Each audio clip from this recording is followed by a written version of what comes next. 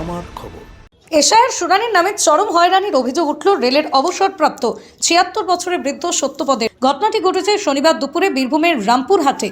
অসুস্থ শরীর নিয়ে শুনানি কেন্দ্রে হাজির হতে বাধ্য হন ওই বৃদ্ধ ও তাঁর স্ত্রী চণ্ডী দেবী।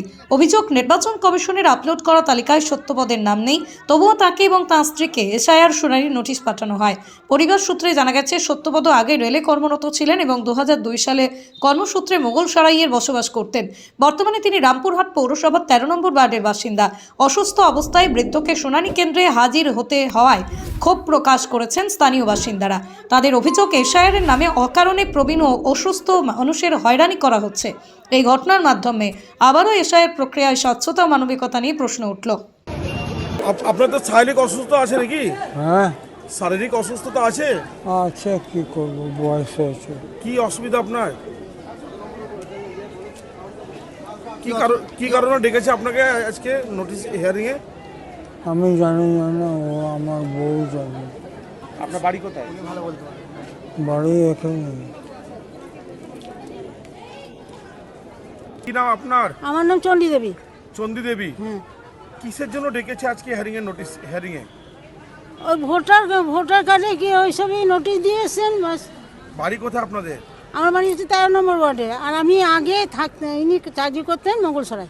মুঘলসরাই। হ্যাঁ, রেলে চাকরি করতেন। সেসব এনেছি, ডকুমেন্ট এনেছি। 2002 সালে নাম নাই? নাম নিশ্চয়ই নাই।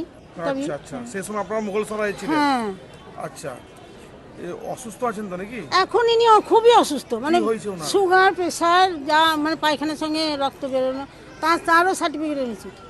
আচ্ছা, সুমন্ত মজুমদার দেখছেন।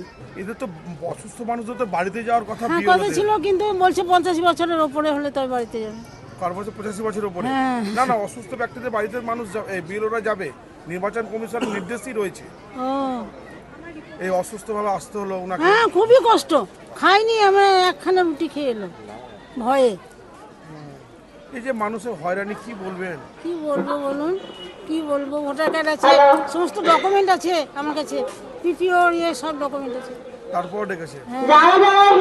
বোলপুর চিত্রার মোড় পেরিয়ে টাউন ক্লাবের ঠিক বিপরীতে আবির মোবাইল আপনাদের জন্য এনেছে ধামাকা অফার। ন্যূনতম 399 টাকার কেনাকাটা করলেই পেয়ে যাবেন উপহার blanket, induction, school bag, trolley bag, আরও কত কি। বাজাজ এবং টিভিএস ফিন্যান্সের মাধ্যমে সহজ কিস্তিতে স্বাধীন মোবাইল কেনার সুযোগও দিচ্ছে আবির মোবাইল। নানান আপডেটের জন্য যুক্ত থাকুন আবির মোবাইল বোলপুর ফেসবুক পেজে। বিস্তারিত জানতে যোগাযোগ করুন 9064532956 এই নম্বরে। দেখতে চোখ রাখুন আমাদের ফেসবুক ও ইউটিউব চ্যানেলে।